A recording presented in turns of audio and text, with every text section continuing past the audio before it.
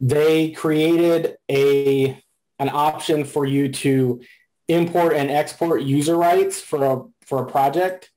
So now if you have to add users, and instead of having to go through and manually add them and check all their permissions one at a time, you can come here and either upload them or download them. So if you have a project, you just download all the users and it just creates a CSV. And it has these columns for username and then all of the user rights that you would have to specify. And so you would, if you wanted to have that right, you would just mark it as a 1. If you don't want them to have that right, you just mark it as a 0. And then here at the end, you just have to tell them which forms they will have access to. And so this would be, if you had downloaded this, like if you created a new project, you'd be able to download, you know, all the users from one project and then just upload them into another project instead of having to do them manually. So as an example, I created a user list based off of this. So if I want to add Terry and Colleen to this project, I just added them to the CSV. And so I'm going to try to add them now. Just choose the file that I want.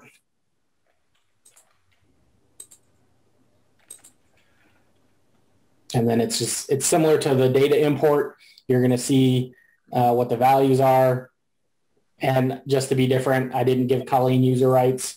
So when I upload this, now you can see that they've been added. Colleen doesn't have, she doesn't have designer privileges, but Terry has everything now. And so it's just an easier way to enter your users if you have it, instead of having to go here to manually add them with custom rights,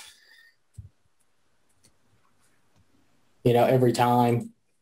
One of the things I did notice, though, is that if you import them like I just did, then there is no method to automatically notify them that they have access to the project. So you would have to email them and say, hey, I added you to this project. Here's the project ID. So if you do want to have that done automatically, you would still have to go through this, this interface here and then just make sure this is checked when you add the user. Okay. Any questions about that before I go on to the next demo? Can I ask a question here? Sure. Do you happen to know, I'm sort of guessing, well, I don't know. It doesn't have anything to do with roles, does it? So if you can add, so let me go back to that, that Excel, that CSV. So here in these 3 columns here, or at least these 2 columns, you would be able to add them to a data access group and a role. What about a role? It wouldn't have anything to do with roles, obviously, I guess, because I don't see role on there. Data access group, yeah, but the role name, they wouldn't be associated to the role. You'd have to go back in and associate them, I'm guessing. Yeah, I don't know. Let's see. Let me create a role here and see what it does. It would be nice if it could.